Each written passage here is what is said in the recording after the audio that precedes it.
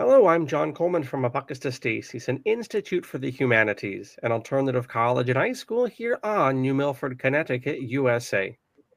Today, Lorenzo is back, and we're going to talk about the Forever Forge. We're going to talk about his work with the new Agora, New Now, and the whole shebang that he holds down there with the different marketplaces that he has, the different articles that he's been curating from so many content providers, and of course the overall vision of his work, a work which is shifting gears, and indeed one that's, please God, going to yield some collaborations even with Apocatastasis, and we can chat about that and Lorenzo's courses as well.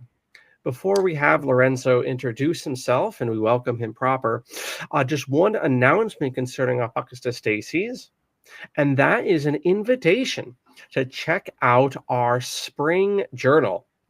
It's hard to believe with the 1 or 2 degrees that it is outside here in Connecticut today, that it's spring, but it's maybe not in terms of seasonally spring. It is in terms of school calendars, the spring semester. And so we have our journal freely available on our website. Sense and Worth is the name of the journal. And we have original compositions by Dr. R. Michael Fisher and David Wemhoff. Dr. Fisher, of course, is looking at the language of fear, and he has a whole lexicon in this edition. And then David Wemhoff, to our overall theme of geopolitics, wrote a critique of Russia's war in Ukraine. And it is an excellent article. It's a long article, and it's an honor to feature this as the step-off piece in our revamped journal. So that is freely available, Sense and Worth, Spring Semester Edition 2025, on our website, and we do gratefully accept donations for that. With that being seen, too, Lorenzo, welcome, and would you pronounce your last name, which I feared flubbing for our guests here? No worries. English-wise, it's Malowane. I think in Polish, it's Malowania. It actually means creative painter, I found when I walked into, of all short stories I'll share, when I was doing another publication in Toronto a long time ago, I was selling ads as the general manager, and I walked into a ladies' underwear store, a sexy ladies' underwear store. I wanted to get them on board, so to speak, he said, winking. And there happened to be 2 very pretty, I didn't know at the time, Polish ladies that were there buying their underthings.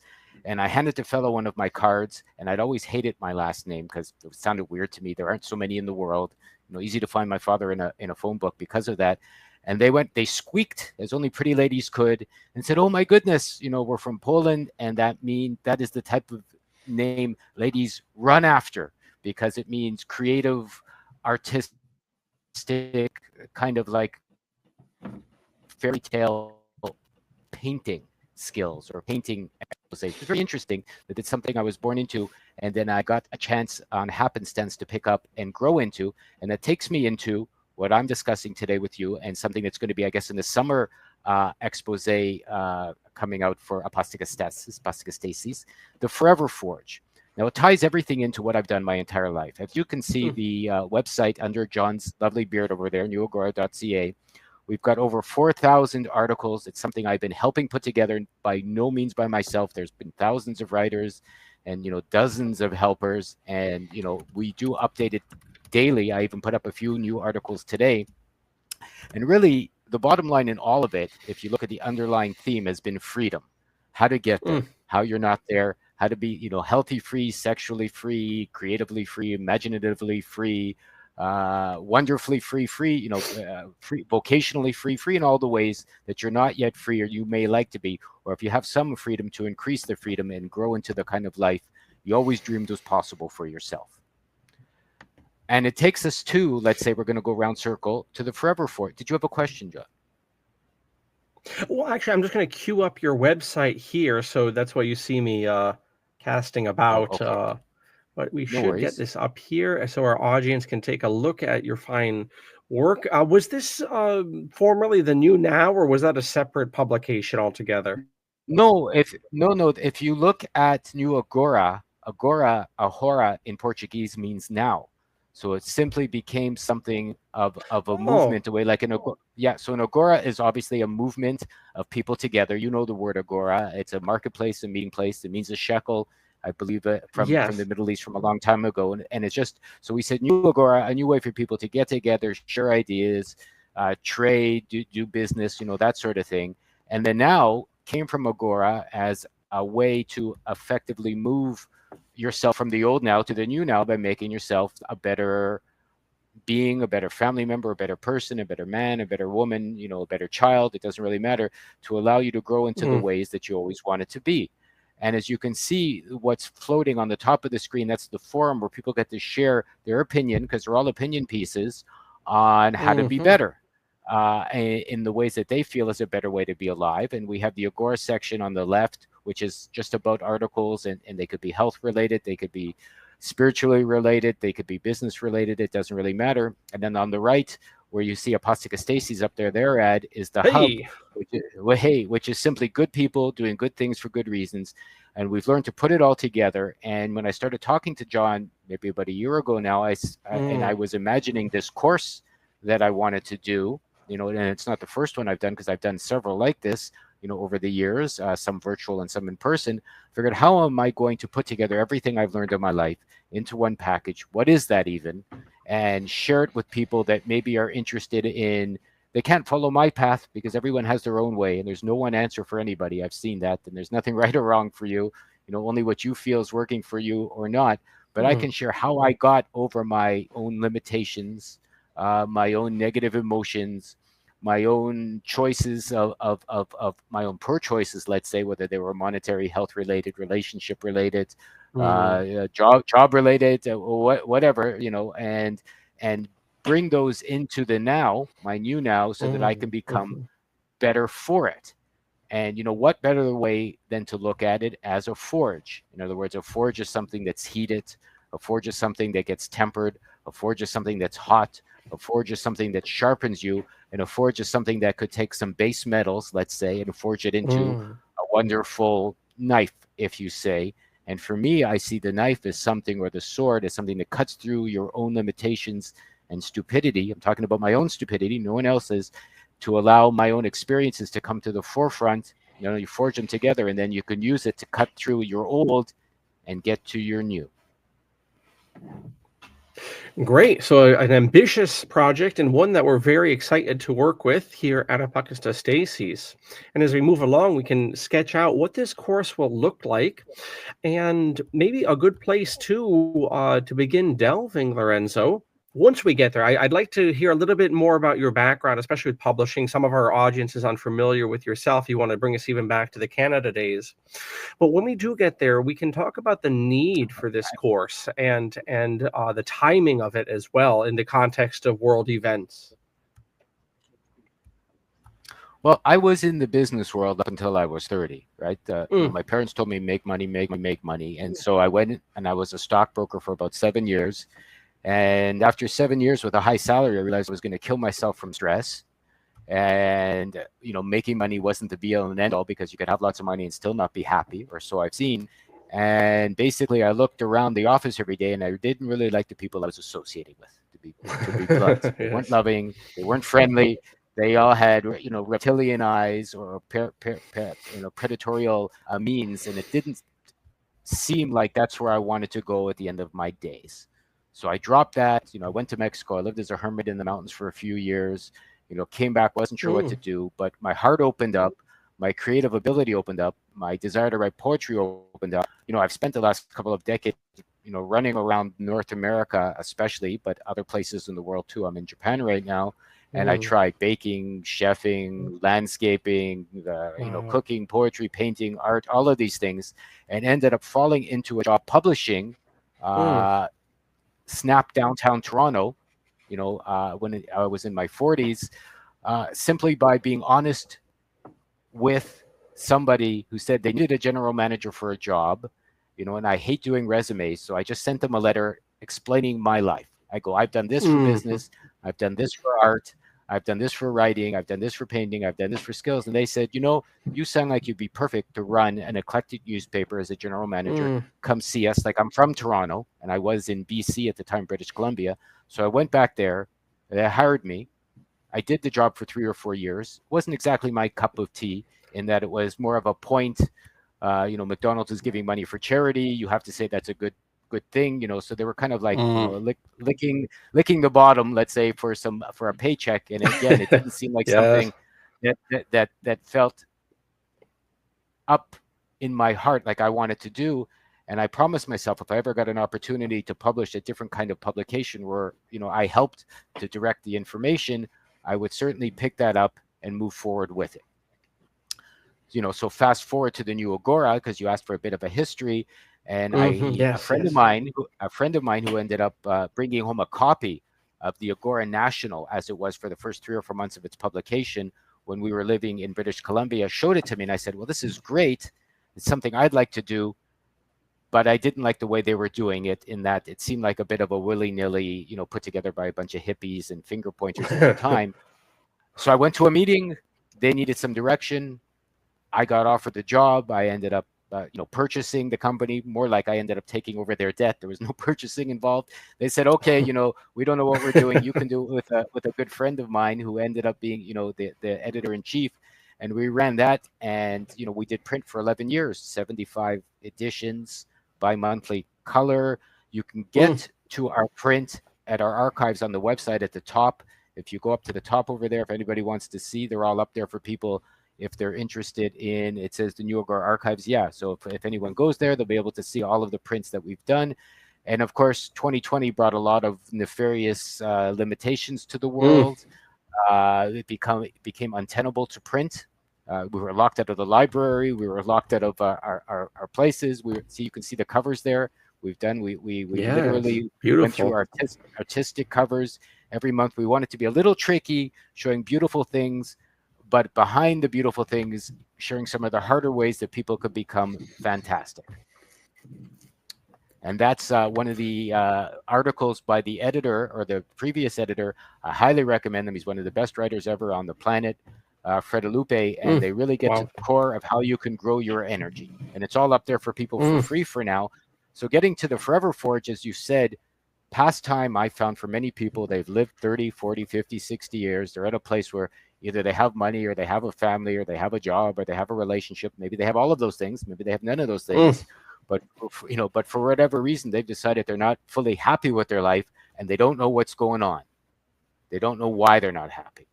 And I feel everybody actually does know what's going on. They do know why they're not happy, and they already have all the skills required to live, you know, love in the kingdom of the blind. They already have all the skills required to grow into their love in this kingdom of the blind. They just have to recoup and reclaim everything that they've given up from the time they were 3 or 4 years old to the time they're 54, 64, 74 years old, by their own hands and by their own desires and by their own experiences. And that's why the forge, right? You put it in the heat, you know, you get rid of the waste, the dross, you see what's there, you see the cost of what you've given up, you see what you've paid. Maybe you've overpaid, you know, for the job. Maybe you've overpaid for the relationship. You know, maybe you've become apathy. Breakfast at Apathies is up there. Maybe you've become apathetic. But I found for myself, and I think for other people, and I'll go through the course headings in a second so people can see what I mean. Once you pick up the pieces of yourself, then you can remember who you really are, what you really want to do, and why you had those dreams in the first place, and what you gave up to get there. And so maybe you can change your mind, change your course, change your destiny, and through your own actions, pick up what you've always wanted to do, but for whatever reason have left fallow in your life. Excellent. Thank you for that rundown, Lorenzo. And I think what you're laying out really syncs perfectly with the previous show that I filmed today, which will be the previous one in this counting on birth trauma. And, you know, how do we rebound from that? You know, we grow up in this world, and we come to terms with things. We move along with life. We accumulate all this knowledge about the the archons and all the schemes and all the inside baseball and conspiracies and enlightenment and detoxing. I saw a word here. I saw a little article on that here. Detoxing, and we fill our heads with all of this knowledge, and that's great.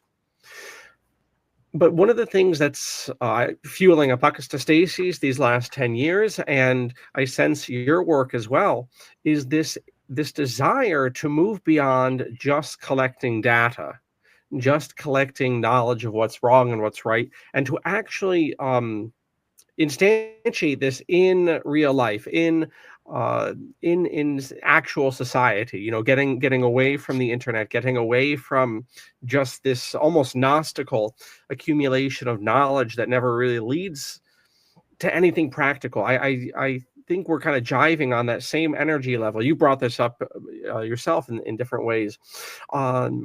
Moving beyond just raking in info and moving into action. Can you speak about the Forever Forge, as well as the summer conference camping in this context? Well, you know, everyone picks up information, everyone picks up experiences, everyone picks up, you know, ideas and beliefs and limitations and promises and all those sorts of things. And then at the end of the day, you feel, you know, you're living a bit fallow, and you have not yet reached the depths of the core of what you feel you can share in this life, what you feel you can create, what you feel can be brought out. And maybe you've had tastes of it. You know, maybe you've had a moment in the forest. You've had a moment when you've been running and you're not thinking anymore, and some epiphany hits you. You know, maybe you've had a wonderful time with a lover or a friend or a bird or an animal or a dog or a pet or a dream. And then you go, wow, why can't my life be that way all the time, right? Why can't I be living in this experience, in this freedom, in this wonder? And, you know, then you go back to your job and you lose it, but you don't. It's still there. Right. I mean, the funny thing is, and I found this, there's a magical element, and I don't want to sound woo-woo because I'm not, but there's an element in our life that brings us what we need to see at the time that we're sharing it. And you didn't ask, but by acting towards what you want to bring and make real. So I'm going to like do metafictional talk right now in a little ways that you've inspired me with. You know, we have a huge website now with so many thousands of articles. So for whatever reason, John decided to stop on this carousel that's up there right now, which is writings by a good friend of mine who I spent 30 odd years with, Fred Alupe, and pretty much he's probably one of the most intelligent, I don't want to say spiritual because I don't believe that, but we'll say intelligent men that's ever lived in the ways of growing yourself beyond your own limitations, growing yourself beyond deceiving yourself, realizing how retarded you've been, how stupid you've been, how horrible you've been, let's say how shitty you've been. And even if it's not to other people, I hear a whole bunch of people telling me, no, you know, I'm good to everyone. But maybe you have to turn that back and see how you've been shitty to yourself, how you haven't listened to your own dreams, how you've truncated your own desires, your own ways, your own, you know, means and beauty of what you think you could and should and might be able to share. And you want to bring that to the forefront, and you're not sure how yet. So the course, as John mentioned, I'll list some of the categories, you know, curing with curiosity, for those who love healing, luck building, secure in self, tuning your troubles, you know, harmony and tension, secure in your heart, when doubt disappears, born to succeed, humor helps heal, all of those. And what they really are is an exploration of self in a non-judgmental way, but in a way that's highly discerning, so that you can see through your own BS, your own fog, your own lies that we all live. You know, everyone has their ways that they fool themselves, your own reluctance to get off your bum, to get off the couch, to understand for yourself there is no tomorrow. You know, we only have a limited amount of time. One day you will experience your last breath, your last moment. I've almost died several times in my life. And I tell you, if you've had that experience too, what you think of is not your bank account. What you think of is not if you polished your Mercedes. You know, what you think of is not if it's time to buy new shoes or not, or if you're going to be late for your job.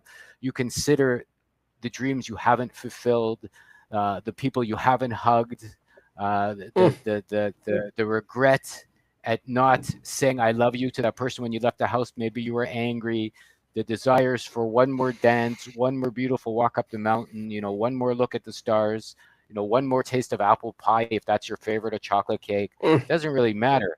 But when you're in that last moment and you're looking, and I've laid down in the dirt and thought I'm going to die a few times, in various experiences I've had in my life that I'll share during this course, you really do understand in that moment what's important and what's not. Great. That's much to chew over there. And you mentioned these spiritual or numinous or artistic moments that we all have in this, that, and the other way. And you listed some, and it was jogging my memory. I'm going to take over the screen briefly here because for the audience, Lorenzo is broadcasting from Japan.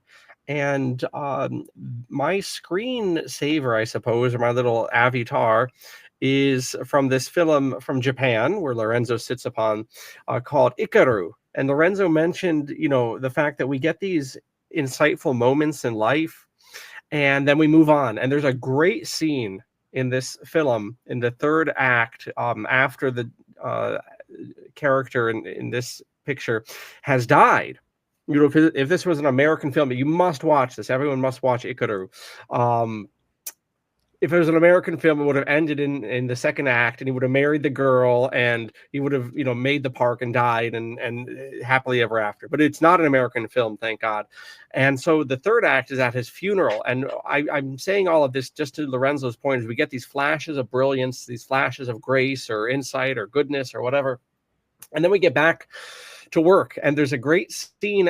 These guys get drunk at his funeral, his colleagues, and they remember, they come to this appreciation of what a selfless man he was, yada yada yada. And there's this scene as they're all stone drunk. We're gonna change our lives. We're never gonna go back to wasting our lives. And Mr. Watanabe has inspired us all. And then there's that great scene the next day in the office, where they've sobered up and they're back in the office, and it's back to the old routine. Nothing has changed at all. Just a few hours later, and one of the characters, stands up, and you can tell it's eating on him that they've all sworn never to go back to their old humdrum ways. And then you see he sits down again, and he gets back to the grind, so to speak. And all of that was simply just a jag off of what Lorenzo had brought up about the importance of those moments in life, and what the Forever Forge hopefully will allow us to develop, to taking those moments of insight as I'm wrestling with the proper configuration. Here we go. And to instantiate them in our lives, not to be that person in the film that stands up and is, full of truth and full of insight, and then sits down and what good was it after all? Well, as a preamble to taking the course, if anyone's interested, since John has been kindly showing all of these articles, I highly recommend going through and reading them. They're well written, they're funny, they're amazing, and they give you a good preamble of the kind of information that we could share together. And as John mentioned in that movie, which I have seen, by the way, in hundreds of other Japanese movies, since, as he mentioned, I live here, is we all have this ability to grow into these wonderful people, but then we give ourselves a butt, the big butt that gets in the way because we're afraid. It's always the fears that stop you from doing it. Afraid you're not going to pay the mortgage, afraid you're going to be lonely, afraid you're not going to make it in a new country, afraid you're not going to make it in a new job, afraid, or it's laziness too. There's no doubt about it. You're just too lazy to look for new work. You're too lazy to change your diet. You're too lazy to put up with being uncomfortable. If you're, let's say, overweight and you got to lose some of that, or you've got to detox some of the BS in your body. If you used to drink too much or eat too much sugar, like whatever is in has got to come out. Whatever you put in comes out one way or the other. You put in too much bad food, you got to detox it. You put in too much alcohol, it's got to leave. Put in too much sugar, I've detoxed. I was in bed for 3 weeks almost. It's got to come out. Same with your choices and your energy choices. You put in bad choices, you put in bad desires, you put in bad beliefs, they've got to come out. And a death, a lot of people don't get that, feels like a death. We've all lost, let's say, relationships. We've all lost pets. We've all lost jobs we wanted to keep, let's say, or whatever. We've all felt the death of something or other. And it's horrible, but it's also wonderful. and that, every ending is a new beginning. And I don't want to sound trite. It's just simply like, if something dies, it feels like it's dying. That's the beauty of having death in your life, because you can really get to the absolute core of the power in losing something so that you can gain something again. So if you want to, like I said, a forge is hot, a forge is sweaty. You can cut yourself on it. You can smash your thumb. You can make a mistake. You could shatter the weapon. Like, all of these things are possible. And, we can go on and on and on, with the metaphors and the analogies and the pictures. But really, when you're forging yourself, when you're forging your life, when you're forging something new, you have to be, and you don't have to, but, for something new to be born, something old has to die. I mean, that's just a natural progression of life. And as hard as it is, it's also wonderful, and it's also freeing, and it's also, and most importantly, why most people won't do it, uncertain and uncomfortable.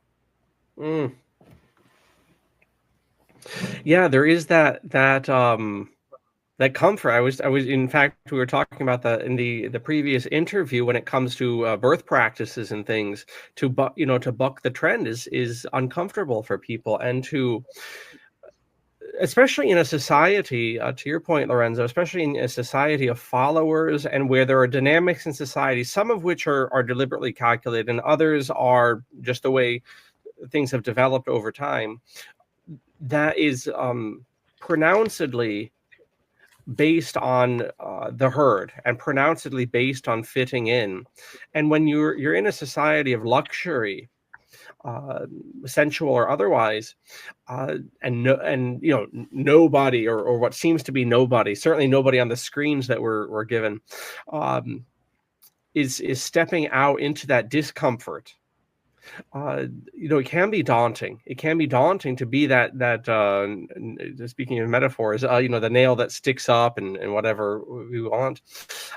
But to an earlier statement of yours, and maybe you can rephrase it as I butcher it, but the harder things are more valuable in the long run. Is the easy thing, the bottle of liquor, or the bottle of what do you say, the bag of chips or whatever. Those things are easy, but they don't yield long-term results in the way the hard things do. It's almost like, it's more than almost, we are tapping into a spiritual reality, or a numinous reality. Convenience kills. It's really that simple. We all have heard of fast food, or there's a whole bunch of convenies here, convenience stores, where you can get your food ready for you and made and delivered. Even, they deliver McDonald's, they deliver all kinds of crazy things here. But if you consider it, when I spend 5-6 hours cooking and shopping and picking up wonderful ingredients, yesterday my wife and I made, for $8, the best meal in the world, with fresh fish and fresh eggs and fresh spices and fresh rice, which my father-in-law grows himself. So these aren't things which are convenient at all. You go to 4 stores to find a nice piece of fish. You go to 6 stores to find the right spice you need.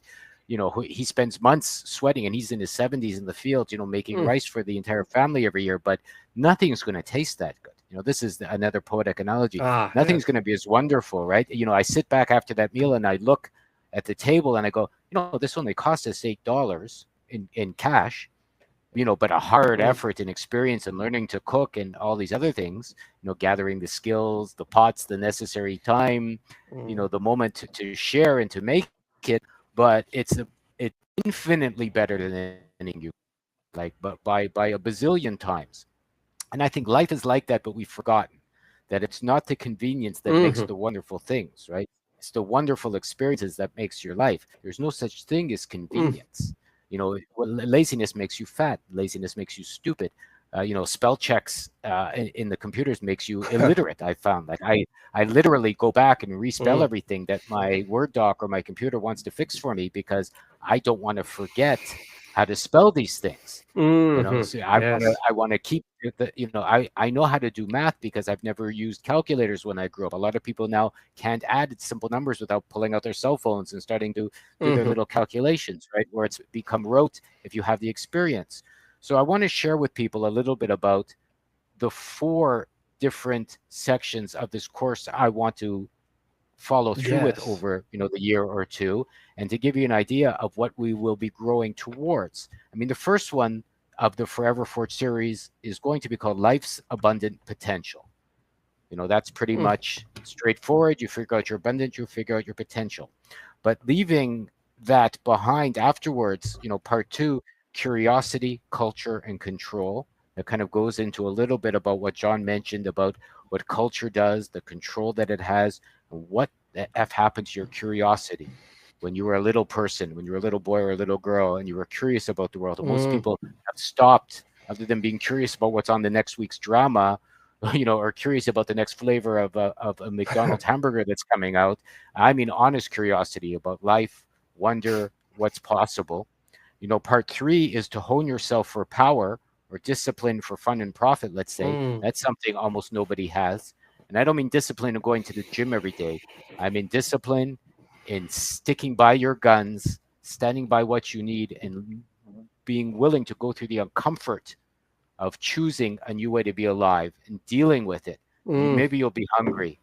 Maybe you'll be cold one night when you're sleeping, right? Maybe you'll have to put up with sleeping on a narrow couch in someone's house in a different country for the first few weeks until you find your own place. These sorts of things. But that sort of hardship always leads to a better result, in my opinion. And then the last one, the fourth one, we'll see how many people get there, is mysterious powers unveiled, if you like.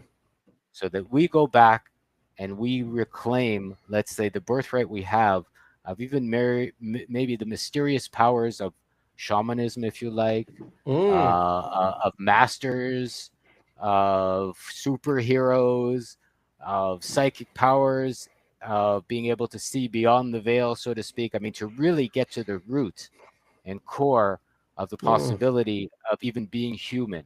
Like, what is possible for us as human beings? Really? Are you really here to save $50,000, to make 3 kids, to buy a mansion and die? Really? Are you really here to get 4 cars? How many can you use? And to show it off to your friends at cocktail parties? Really? Are you really here to lay as many women or men as possible? Put those notches in your belt and be happy for your sexual conquests? Really? I mean, you can go through them all. I have in my 20s. You chase women, you chase cars, you chase money, you chase the alcohol, whatever. But eventually you should, or you could, grow out of those, realizing they are what they are and they're not anything more than they are. And then you ask your body, is it a good idea to have too much sex? Let's say, is it a good idea to drink too much alcohol? Is it a good idea to eat too many cupcakes? Is it a good idea to work till I'm almost dead? And I bet you your body will give you different advice than your ego. And if you start to listen and pay attention, and then to reconnect with yourself when you were small, I think that's key. Reconnect with your child. Become childlike again. See, did your child want to grow up and to be the way you are right now? Imagine the horror. Imagine the horror of the 4-year-old of you looking at this adult. I mean, adults used to freak me out. They used to make me. I used to hide under the table at gatherings with relatives when fat old aunts wanted to kiss me. With what, and I wondered why I was screaming inside and I didn't want to go, and I was yelling, and it made me crazy. Like, I didn't want to go to religious school. I didn't want to go to school. Didn't want to go to these family gatherings. I didn't want to. Any of the religious moments of marking my adulthood that were some of the worst experiences of my life. Looking back at them, and I can honestly say now, my child knew way, way better than my adult as to what was good for me and what wasn't. I have the school's stall. How do you refer to these, Lorenzo, on your site here? I've been calling it a stall, but what do you call it when someone has a hub? A hub. Yes. A hub. To your point here, I've been running a series, and Lorenzo has graciously hosted it, where I'm reading from my book Pearls Before Swine on naturism. And to that point, I see that in one of the early chapters, I relay an experience very similar to what Lorenzo's laying out, where I was in a public school this past spring, and you have all these junior high kids. And on my way driving out, you see their parents. They're lined up by the hundreds in the car line. And I was wondering, what the hell happened? What happened between a child who's jumping around and is optimistic and all of this stuff, and then you see these people on the car line, they're about to blow their brains out. What happens along the way? Well, that inner child, as Lorenzo calls it, has been ignored, murdered, killed, throttled. Yes. So if you face uncomfortable experiences, I mean, John's book reminded me of a story. Like, I used to be afraid of being naked. I used to be afraid of my body. All of these things, you grow up ashamed. Then I ended up living kind of in a commune in BC where the shower was, semi outside, semi inside. And if you were going to shower, someone walked around the one wall. Too bad, they saw you hanging out in all your glory or lack of glory there. And so I knew at the time I had to face my shyness. To be naked in the world, to be naked in my wonder. And I don't mean, without your clothes, but just to be naked in your uncomfortableness. And they had a fashion show. There was someone who was putting on a hemp fashion show. And someone had this suggestion, and I'll share it at the end of how the fashion show goes. And I had an apron, I remember. And I was with another lady that had an apron. It was a hemp apron. But we had this apron on and nothing behind us. So just the apron. And that was all, going on the front of the fashion show. And they had suggested on this fashion show, right at the end, the announcer goes, West, it was called Hawk, Hemp Alliance West Kootenays. I even remember Hawk. I don't know if they're still in business. But at the end, at this fashion show, when there was like a dozen of us on the stage having done the fashion show, and I didn't have any money, so I did this to earn my keep on the land where I was, because that was how you earned your bread and butter, so to speak, or your lentils and potatoes. It was a vegan hippie commune. The saying of Hawk, of course, their saying was, "We were hemp or nothing at all."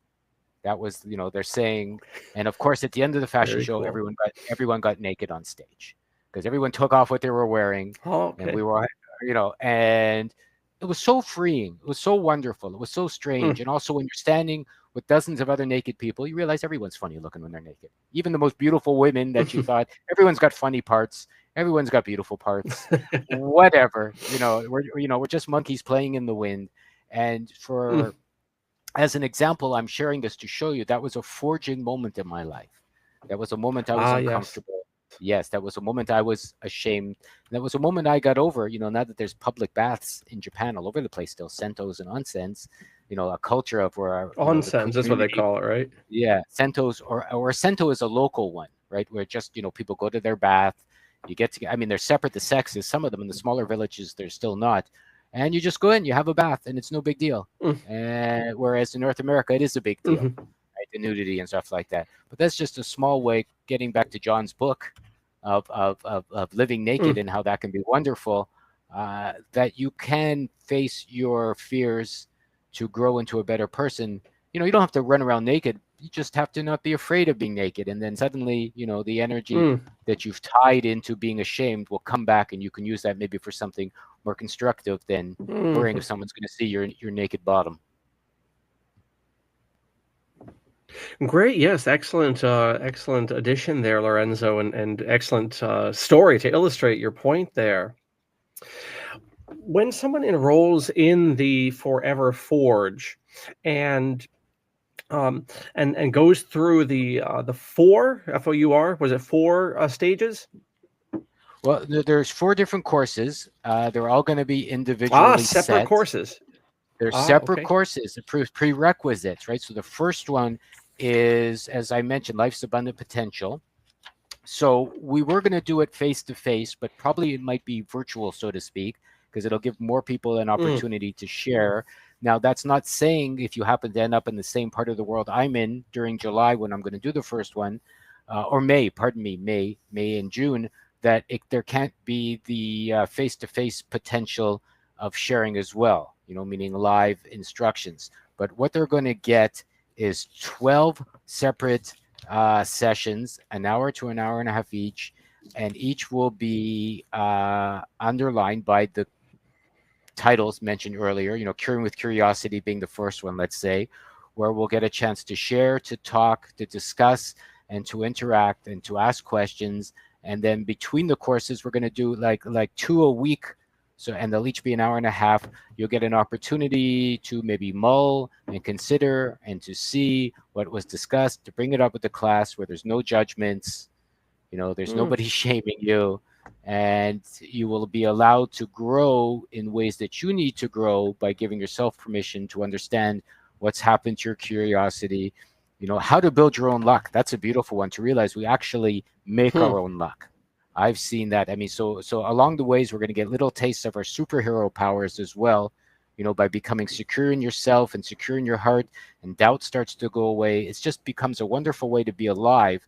Hard almost to share in words, because all of these become things that you have to get into your body before they become real for you. I mean, conceptually speaking, we can all think and talk about things, but it's not, you can all consider what it's like to stand naked on a stage, but until you're there and you get it in your body, it's not the same experience. And Lorenzo, how do you see the courses working? Is it going to be mostly dialogue, lecture, a bit of both, a lot of reading, writing? What did the nitty gritty of a class look like? Let's say sharing stories. I'm saying, because story time. I mean, I'll be sharing stories of what's worked for me. I'll be sharing experiences of what I've gone through in similar situations. We may have some guest speakers as well. Some are lined up. My wife might share some stories of her perspective from growing up in a small village in Japan, being taught to be a good girl and growing into somebody who's becoming more powerful and secure and sure in themselves and what they always wanted to share, and hearing other people's stories. So, there's no right or wrong way for anybody to grow up. There's no gurus, there's no one, there's no one that can tell you how to be. You have to figure it out for yourself. So it has to be more of a sharing of perspective, a sharing of experience, a sharing of what's worked for you. And then it's an interactive dialogue with the, there's only going to be maybe 12 people in the class maximum, I'm guessing, because I want to keep it intimate, where they get a chance to go, well, how about when I was here? How about when I did this? And you say, well, how about, this? Because obviously you said something which still sticks to me, many hands make light work. And it's the same as many perspectives make for a bigger picture. Yes. Right. So maybe I'll be able to share something you've missed. Someone else in the class might share something that we both have missed. And as long as the intent of what you're doing, which I think is important, you're holding a space of growth, you're holding a space of forging your potential, you're holding a space of growing up and becoming wonderful in your own eyes. So as long as that's the intent of the class, everyone's going to get a chance to share from that perspective, and it's going to really give you an opportunity to, it's more like an artistic growth of wonder, in that everyone shares their experience with a director. You need a director, which is what I'll be, and we'll take people through the moment of intimate and intelligent and powerful parts of their life that maybe they've forgotten, because everyone has had these experiences, maybe put them on the back burner or put them on the dustbin of their own life already. So they'll bring them back, and you'll go, wait a minute, did you notice this was a very important moment in your life? Maybe you've forgotten. Maybe when you were 8 and you wanted to be someone who saves the damsel in distress, you really meant you wanted to grow up and help all of womanhood become fantastic, right? Or or you wanted to be someone who saves someone in trouble, and maybe this is what you want to do, is to save their life in a way that's more metaphorical than physical. So to realize you already had these dreams, and that's why it's called forging.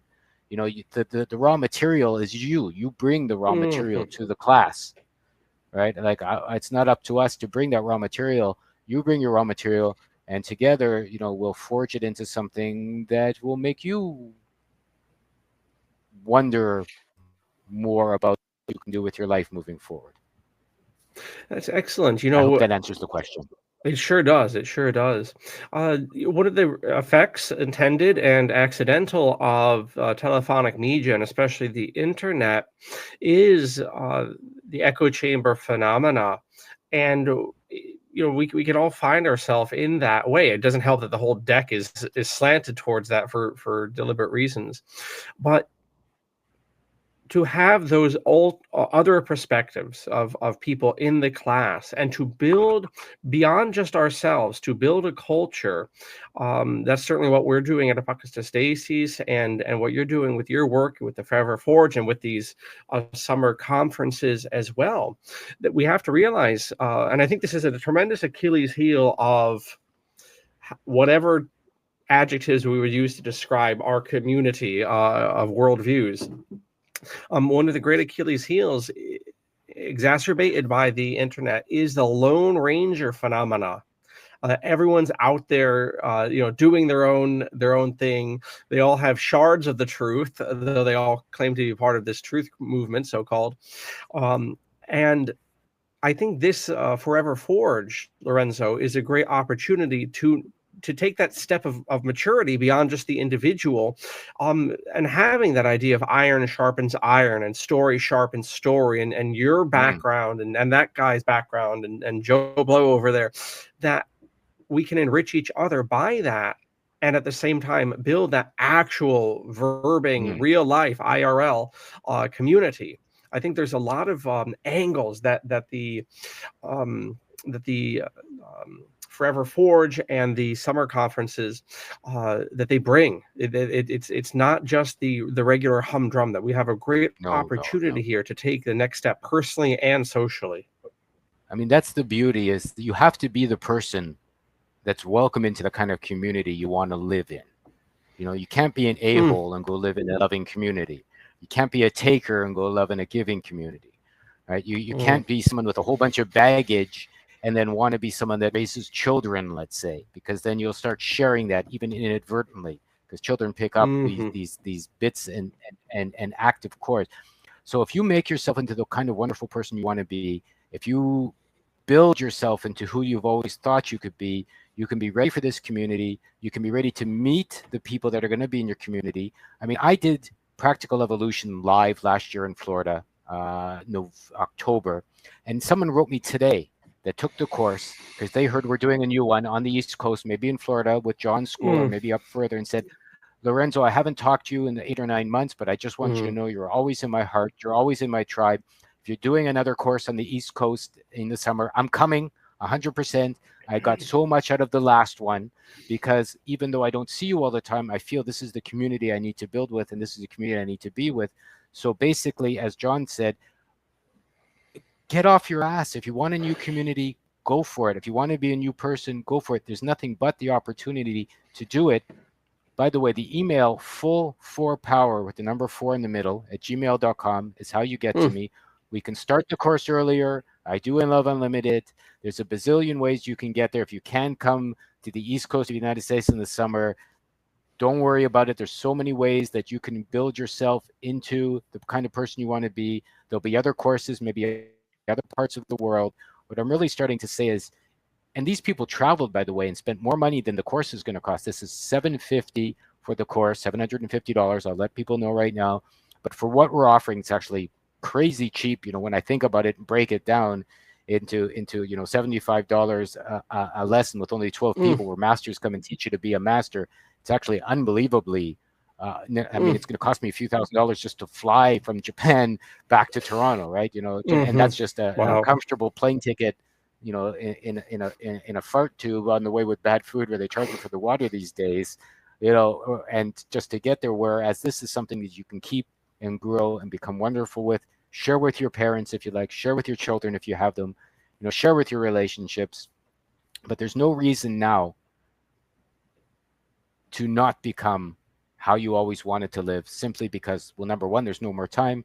Number two, if you look out there, like John said, the world is crazy. What's being forced upon us, or they're attempting to force upon us, is obviously inhuman, in my opinion. So we have to become uber humans to get over it, and to share that, build a better world and they will come.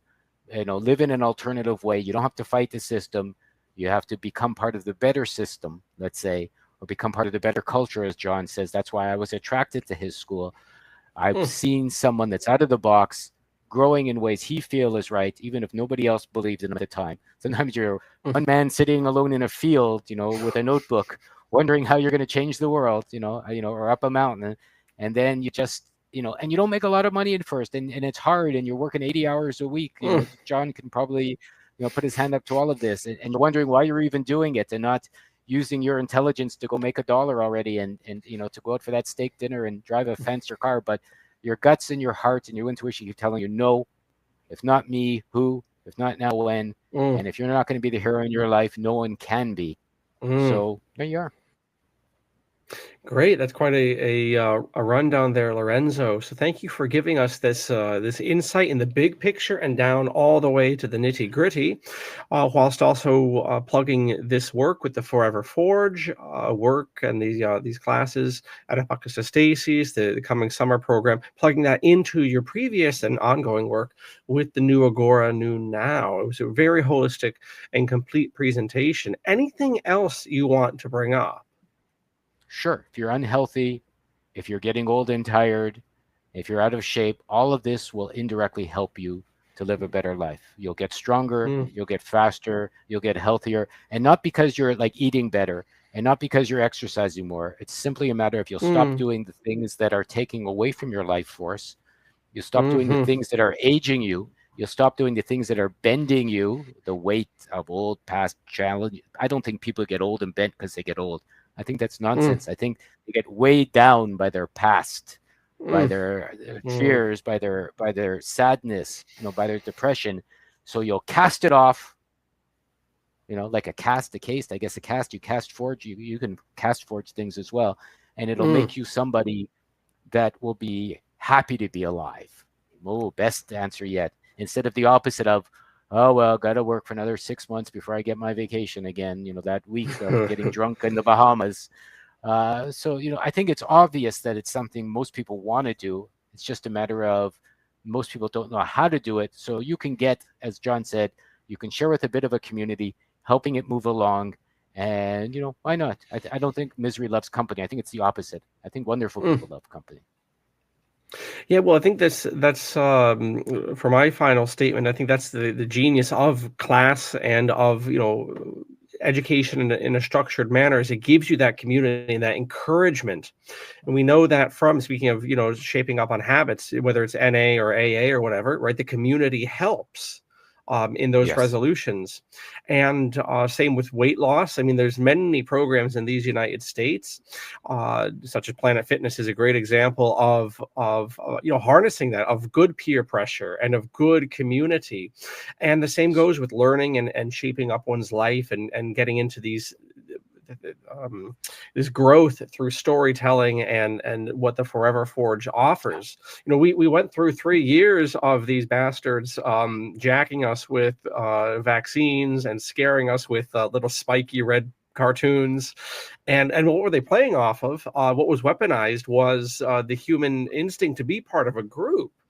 And that's not inherently a bad thing. And so I would also just underline what Lorenzo's saying is the genius of the class setting that you have before you, should you choose to take the Forever Forge program.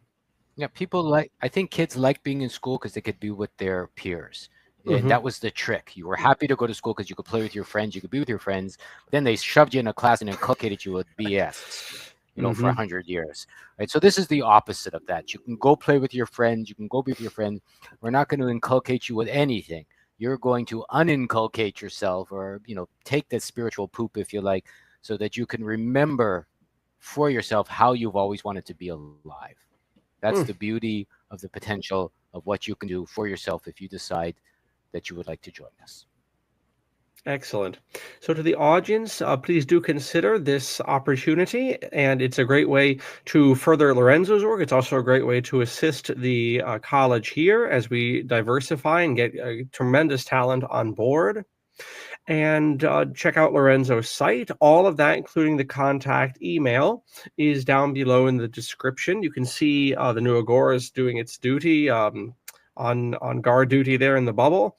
And when you're done with that, and after you've enrolled in the course and signed up for the summer program and all this good stuff, head over to Apocatastasis Institute. I think between the New Agora and Apocatastasis website, that's pretty much the internet, Lorenzo. That's pretty much all that's worth being had online. Well, there's so Yeah, I mean, there's no excuse really, and you don't have to even come to this course. Go to New Reality. We've got over 4,000 articles for free. You can do some research. You can figure stuff out for yourself. You don't need me. You don't need John, right? You just need yourself to decide you want to be wonderful. This is just some extra tutorials if you feel you require a bit of support that comes in different ways from different courses and different topics.